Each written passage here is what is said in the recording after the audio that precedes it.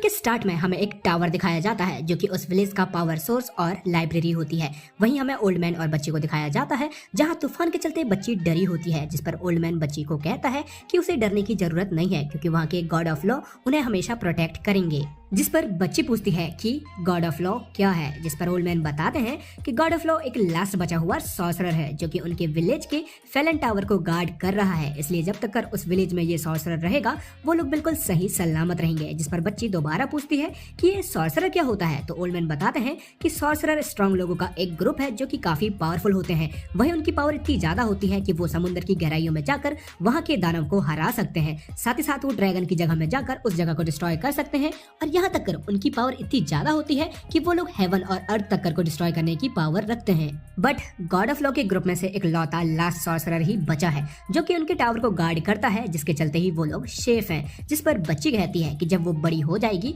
तो वो भी एक सॉर्सरर बनेगी, जिस पर ओल्ड मैन उसे बताते हैं कि इस दुनिया में अब कोई भी सॉर्सरर नहीं बन सकता है। सो बच्ची कहती है कि जब वो बड़ी हो जाएगी तो वो सॉर्सरर से ही शादी कर लेगी। इसके बाद हमें सॉर्सरर को दिखाया जाता है जो कि बता रहा होता है कि उसे इस दुनिया में आए 18 साल हो गए हैं, जहाँ पर वो इस टावर को गार्ड करने के साथ साथ इस जगह का लाइब्रेरियन भी है। तभी वहाँ पर तूफान बढ़ जाता है और उस विलेज के लोग काफी डर गए होते हैं। इसके चलते ही वो सॉर्सरर के ऊपर डिपेंड हो जाते हैं कि वो उन्हें प्रोटेक्ट करेगा। सो तूफान को देखकर सॉर्सरर को पता लगता है कि टावर में नेगेटिव एनर्जी बढ़ गई है। इसके चलते ही वो अपनी पावर का यूज कर टावर की नेगेटिव एनर्जी को कंट्रोल करता है, जिससे वहाँ का तूफान रुक गया होता है। जिसके बाद सॉर्सरर बताता है कि 3000 साल पहले डार्क केओस आया था, जिसकी वजह से वहाँ के सॉर्सरर गायब होते गए और इसके चलते ही हेवन और अर्थ के मैजिक एलिमेंट कमजोर होते जा रहे हैं। इसलिए सॉर्सरर खुद श्योर नहीं होता है कि वो कब तक अपनी पावर की हेल्प से फेलन टावर को बचाकर रख सकेगा। वहीं पर जब सॉर्सरर लाइब्रेरी की सफाई करता है तो उसकी नजर वहाँ के एक बुक पर जाती है जो कि हेवन फ्लेम के टाइम डिस्ट्रक्शन की बुक होती है, जिस पर 12 टाइप के मैजिक एलिमेंट की जानकारी होती है, जिसे जानकर सॉर्सरर भी काफी सरप्राइज होता है। इसके बाद जब सॉर्सरर बाहर आकर आसमान की तरफ देख रहा होता है तो वहाँ पर एक बड़ा सा आग का गोला आता है जो कि टावर की तरफ बढ़ते हुए सॉर्सरर के पास आ गिरता है। इसके बाद सीन चेंज होकर क्लासरूम में आता है जहाँ पर अपना मेन कैरेक्टर शान क्लास में सो रहा होता है, जिससे क्लास टीचर को गुस्सा आता है और वो शान पर वाटर बॉल का यूज कर उसे उठा देती है। जहाँ पर शान को उठते साथ ही लगता है कि कहीं वो जो अब तक देख रहा था वो कहीं सपना तो नहीं है। वहीं उसका फ्रेंड चैन कहता है कि शान कहीं तू पागल तो नहीं हो गया है, क्योंकि टीचर यून के क्लास में सोना बिल्कुल वैसे ही है जैसे कि खुद की मौत को बुलावा देना। वहीं शान चैन के पास पड़े पोशन बुक को देखकर फिगर आउट करता है कि यदि वो मरा नहीं है और यदि वो सपना भी नहीं देख रहा है, इसका मतलब वो टाइम में 3000 साल पीछे आ चुका है जब वो सिथ मैजिक स्कूल का एक स्टूडेंट था, जहां पर शान के पास अपने पास्ट और प्रेजेंट की मेमोरी होती है और वो अपने लाइफ एक्सपीरियंस के चलते ये सोचता है कि वो इस टाइम और इस जगह का ग्रेट सॉर्सरर बन सकता है। इसी बीच टीचर युन शान पे चॉक फेंक कर मारती है और क्लास में सोने के लिए उसे डांट लगाती है। जिसके बाद टीचर स्टूडेंट से कहती है कि वो इस मैजिक एकेडमी के स्टूडेंट है जो कि इस किंगडम के फ्यूचर मैजिशियन भी बन सकते हैं। वहीं जब उन्हें विच रूप पहनने के लिए मिल जाएगी तब वो लोग इस एकेडमी से ग्रेजुएट हो जाएंगे।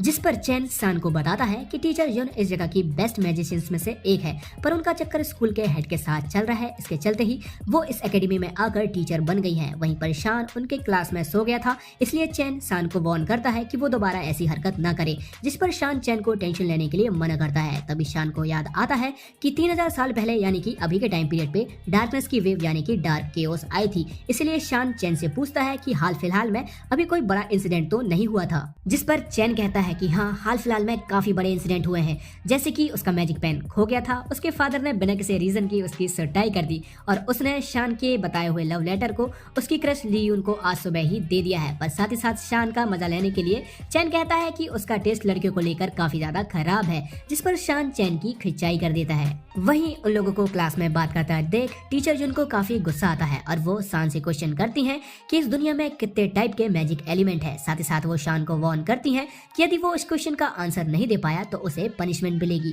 वहीं क्लास के सारे स्टूडेंट ये सुनते साथ ही शान पर हंसने लगते हैं और उसका मजाक उड़ाने लगते हैं, क्योंकि भला शान जैसा फेलियर इस क्वेश्चन का आंसर कैसे दे पाएगा। बट प्रेजेंट का शान अपने पास्ट की भी मेमोरी और एक्सपीरियंस रखता है, जिसके चलते वो इस क्वेश्चन का आंसर काफी डिटेल में देता है, जहाँ पर वो बताता है कि इस इस वर्ल्ड में टोटल 9 टाइप के मैजिक एलिमेंट है। जिस बात को सुनकर वहाँ का एक नोबल स्टूडेंट उठकर कहता है कि शान बिल्कुल गलत है, क्योंकि यहाँ पर सिर्फ 5 टाइप के मैजिक एलिमेंट होते हैं। जिस पर टीचर जुन बताती है कि शान बिल्कुल सही है, क्योंकि यहाँ पर टोटल 9 टाइप के मैजिक एलिमेंट है जिनके बारे में सबको पता नहीं होता है और सब मोस्टली 5 टाइप के मैजिक एलिमेंट के बारे में जानते हैं। बट यहाँ पर काफी सारे मैजिक एलिमेंट है जिनमें से कुछ मैजिक एलिमेंट काफी पावरफुल होते हैं। वहीं पर टीचर भी शान के नॉलेज से काफी इम्प्रेस हो रही होती है। बट वहीं शान का टेस्ट लेने के लिए टीचर जुन उसे फायर पोशन बनाने के लिए कहती है, जहाँ पर यदि शान फायर पोशन बनाने में पास हुआ तो उसे आज की क्लास अटेंड करने की जरूरत नहीं है और वो घर जा सकता है। पर यदि शान आज के टेस्ट में फेल हुआ तो टीचर जुन उसे आधे दिन के लिए यहीं पर लॉक कर रख देगी।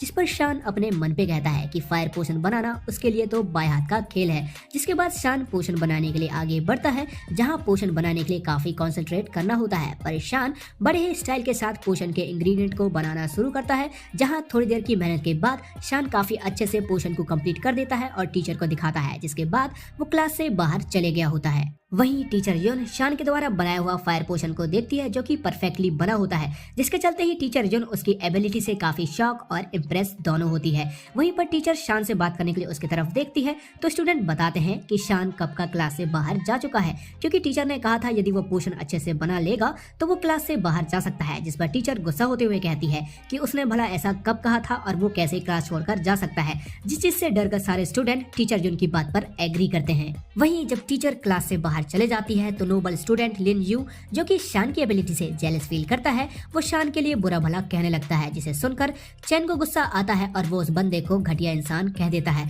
वहीं पर वो स्टूडेंट अपना दबदबा दिखाने के लिए अपने फायरबॉल का यूज कर चैन के डेस्क के 2 टुकड़े कर देता है। जिसके बाद वो चैन को धमकाते हुए कहता है कि अगली बार उसके खिलाफ उसने कुछ भी कहा तो डेस्क की जगह चैन भी हो सकता है। जिसके चलते ही चैन को और भी गुस्सा आता है और उनके बीच में फाइट स्टार्ट हो पाती इसके पहले ही एक लड़की बीच में आकर उनकी फाइट को रुकवा देती है। इसके बाद हमें शान को कैंपस में घूमते हुए दिखाया जाता है, जहां पर वो सोच रहा होता है कि मैजिक पोशन बनाने तक तो सब कुछ ठीक है, पर अभी उसकी बॉडी बहुत ही ज्यादा कमजोर है, जिस हालत में वो सिर्फ एक जूनियर लेवल का मैजिशियन ही बन सकता है। वहीं उनकी एकेडमी में जूनियर, मिडिल और सीनियर रैंक के मैजिशियन है और शान उनमें से जूनियर यानी कि सबसे लोवेस्ट रैंक में है। वहीं पर उनके एकेडमी में ज्यादातर स्टूडेंट सीनियर रैंक के हैं, इसलिए शान जल्दी से जल्दी खुद को इम्प्रूव कर ताकतवर बनना चाहता है और ये सब शान को डार्क वेव आने के पहले करना होगा, ताकि वो फ्यूचर के आने वाले इंसिडेंट को सक्सेसफुली रोक सके।